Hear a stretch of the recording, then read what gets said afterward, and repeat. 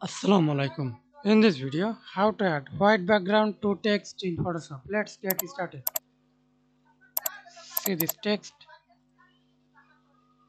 create a new layer and select it any shape. Example, I use rounded rectangle shape. Use stroke color or do not use stroke color as you wish. Okay, then select background, double click and text color.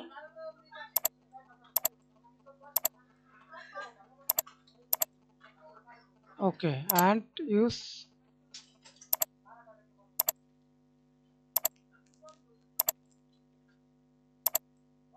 remove group effect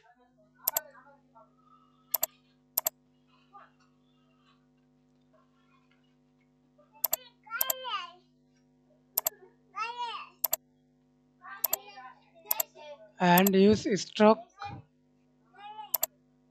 Example I use stroke this color. Stroke size. Hold control. Align middle. That's it. Thanks for watching video. Please subscribe to my channel. Like, comment, share.